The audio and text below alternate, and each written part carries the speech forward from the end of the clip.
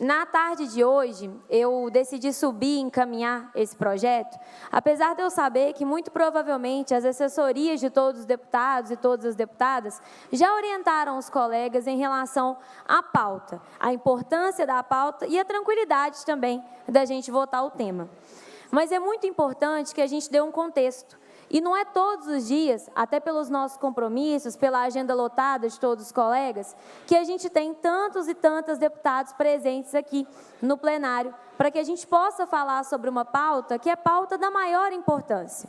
Então, eu queria fazer um rápido contexto sobre como que a maternidade atípica chegou até o conhecimento do nosso mandato e como que a gente abraçou esse assunto pela sua importância.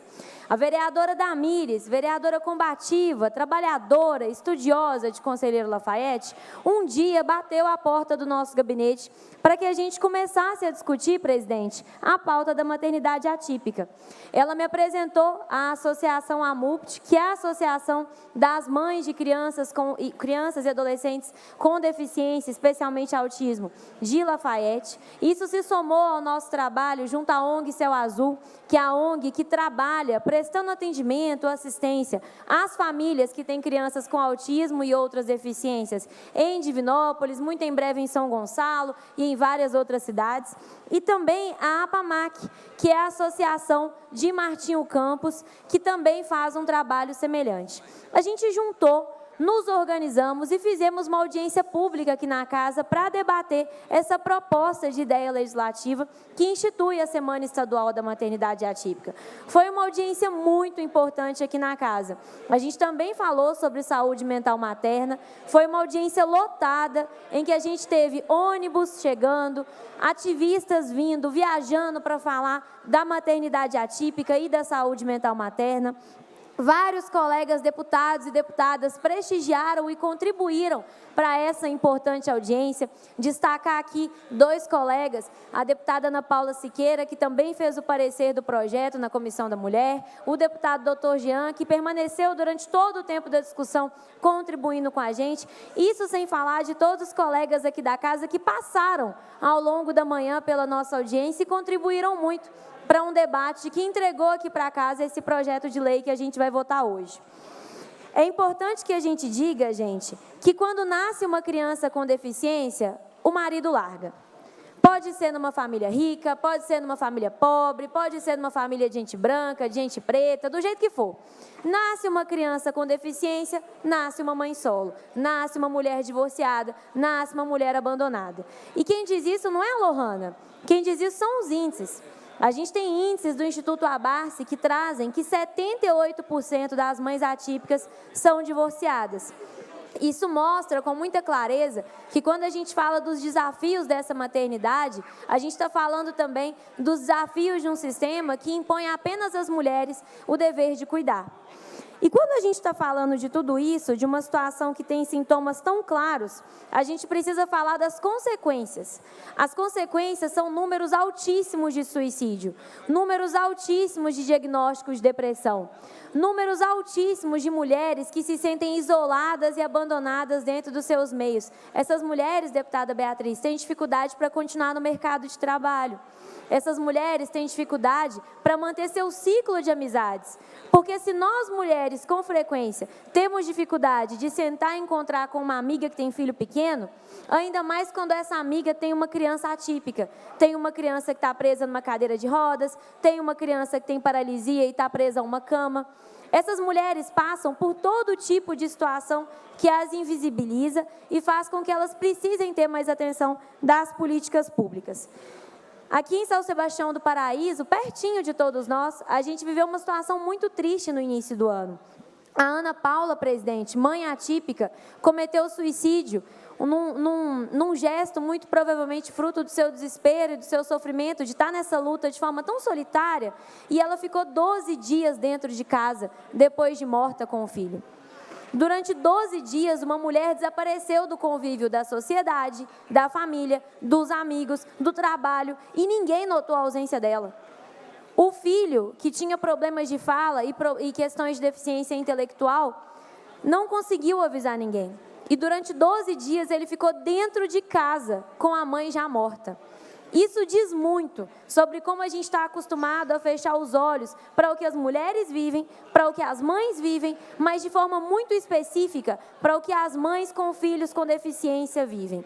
Essas mulheres são as mais invisibilizadas de todas.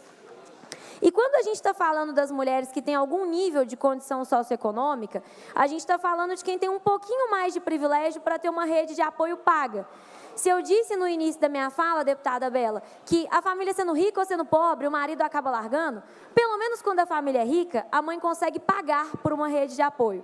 Ela consegue pagar por uma babá, ela consegue garantir o atendimento na fonoaudióloga para o filho dela, garantir o atendimento no psicólogo para o filho dela, garantir o atendimento no terapeuta ocupacional para o filho dela. E isso, com certeza, desanuvia um pouco a mente dela para todas as pressões que a maternidade atípica impõe.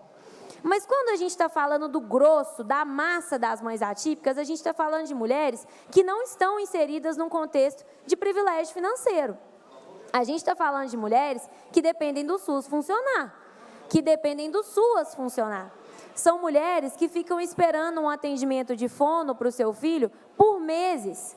Mulheres que esperam um atendimento de terapeuta ocupacional, às vezes por mais de ano.